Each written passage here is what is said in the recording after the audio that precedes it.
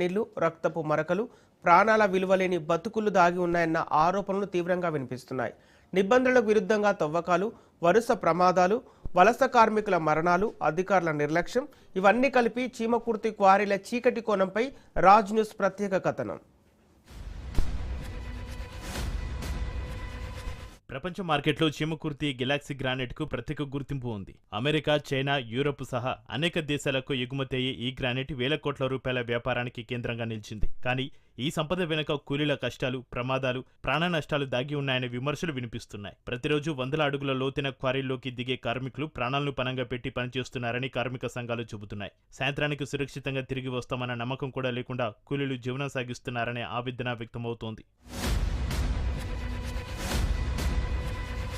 Mining నిబంధనల ప్రకారం శాస్త్రీయ పద్ధతిలో బెంచ్లు ఏర్పాటు చేసి తవ్వకాలు జరపాలి. కానీ చీమకుర్తిలోని పలు క్వారీల్లో ఈ నిబంధనలు పాటించడం లేదని కార్మిక సంఘాలు ఆరోపిస్తున్నాయి. అనుమతించిన దానికంటే ఎక్కువ లోతులో నిలువుగా తవ్వకాలు జరపడం వల్ల రాళ్లు విరిగిపడే ప్రమాదం ఇప్పుడు పొంచి ఉంటుందని చెబుతున్నారు. ఎత్తైన రాతి గోడల మధ్య భయాందోళనలతోనే కార్మికులు పనిచేస్తున్నారని స్థానికులు అంటున్నారు.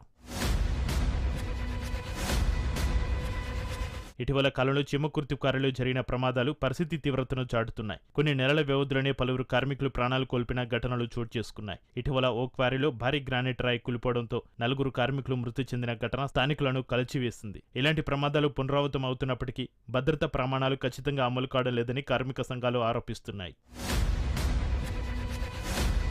ప్రమాదం జరిగిన తర్వాత క్వారీలో జరిగే పరిణామాలపై కూడా తీవ్ర ఆరోపణలు ఉన్నాయి. ప్రమాదం జరిగిన వెంటనే క్వారీ గేట్లు మూసివేయడం, బయటి వ్యక్తులను లోపలికి అనుమతించకపోవడం, సమాచారం ఆలస్యంగా బయటకు రావడం వంటి ఆరోపణలు వినిపిస్తున్నాయి. ఆధారాలు చెరిపివేసే ప్రయత్నాలు జరుగుతున్నాయని ప్రజా సంఘాలు ఆరోపిస్తున్నాయి. అయితే ఈ ఆరోపణలపై అధికారికంగా స్పష్టమైన నిర్ధారణ లేదు. బాడీలు తీసిపోయి డంపింగ్లో యాడో ఒక్కడ ఇస్తే సరిపోద్ది. ఆడికి అక్క బుక్కు తెలియదు అనుకుంటారు. 15 మంది ఉన్నారు వాళ్ళ చుట్టాలు, వాళ్ళ బలగం.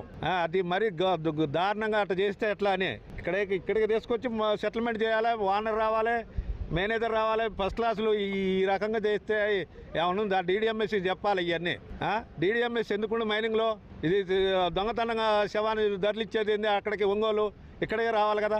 వీళ్ళు ఫస్ట్ క్లాసులు మేనేజర్లు, సెకండ్ క్లాస్ మేనేజర్లు ఆ పని చేయొచ్చా? నిబంధనల అమలుపై సంబంధిత శాఖల పనితీరుపైన ప్రశ్నలు వ్యక్తమవుతున్నాయి. మైనింగ్, రెవెన్యూ, లేబర్, ఫ్యాక్టరీస్, కాలుష్య నియంత్రణ శాఖలు సమర్థంగా పర్యవేక్షణ చేయడం లేదని కార్మిక సంఘాలు విమర్శిస్తున్నాయి. ప్రమాదం జరిగినప్పుడు మాత్రమే హడావుడిగా తనిఖీలు, నోటీసులు, స్వల్ప జరిమానాలతోటి వ్యవహారం ముగుస్తుందనే ఆరోపణలు వినిపిస్తున్నాయి. చీమకుర్తి క్వారీలో పనిచేసే వారిలో అధిక శాతం మంది వలస కార్మికులేనని కార్మిక సంఘాలు చెబుతున్నాయి. ఒడిశా, బీహార్, ఛత్తీస్గఢ్, జార్ఖండ్తో పాటు ఆంధ్రప్రదేశ్లోని వెనుకబడిన జిల్లాల నుంచి ఉపాధి కోసం వచ్చిన కార్మికులు కనీస భద్రతా సౌకర్యాలు లేకుండానే పనిచేస్తున్నారని ఆరోపిస్తున్నారు. ప్రమాదాల్లో మృతి చెందిన కుటుంబాలకు పరిహారం ఇచ్చి కేసులు రాజీ చేసుకునే ప్రయత్నాలు జరుగుతున్నాయనే ఆరోపణలు కూడా ఉన్నాయి. ఈ అంశాలపైన సమగ్ర విచారణ జరగాలని కార్మిక సంఘాలు డిమాండ్ చేస్తున్నాయి. మహేష్ యాదవ్ మా అన్న, అతను చచ్చిపోయిన అతను. మా పేరు రాజేష్ యాదవ్. నేను కిందికి పోయినా కూడా మాకు బాడీ చూపించలేదు. పోతే వాడు గొడవ పెడుతున్నాడు, దగ్గర దూరం పంపిస్తున్నాడు. మాకు కనీసం ముఖం కూడా చూపించలేదు. పోతుంటే వాళ్ళు ఎవరు మరి మేనేజర్ కూడా తెలియదని గొడవ పెట్టుకుని మేము ఫోన్ మాట్లాడినా కూడా ఫోన్ చేతిలోంచి లాగుతున్నారు. ఫోటో తీస్తున్నావు, ఇది తీస్తున్నావు మాట్లాడుతున్నారు. కానీ కనీసం ముఖం కూడా చూపించలేదు. వాళ్ళు గంటన్నర బాడీ ఎప్పుడు తీసేసారు. వాళ్ళు వచ్చినప్పుడు తీసేసి క్యాంపర్లో లోడ్ చేసుకుని వెళ్ళిపోయారు. ఆ బండిలో కూర్చుంటే లేదు, వెనక బండిలో రండి, వెనక బండ్లు వెళ్తే పైకి వచ్చేదాకా వాళ్ళు బాడీ తీసుకుని వెళ్ళిపోయారు. ఆపినా కూడా ఎవరు ఆపలేదు. అడిగితే ఏ సార్తో మాట్లాడు, ఇప్పుడు మనకి పరిచయం ఎవరు లేదు కదా, ఆ సార్తో మాట్లాడు. ఆ సార్ మా బావగారు లక్ష్మణ్ సార్తో చెప్తే ఆయన ఏ సార్ చెప్పమంటే వేరే సార్ వాళ్ళకైతే మాకు తెలియదు, వేరే సార్తో మాట్లాడుకుని చెప్పాడు.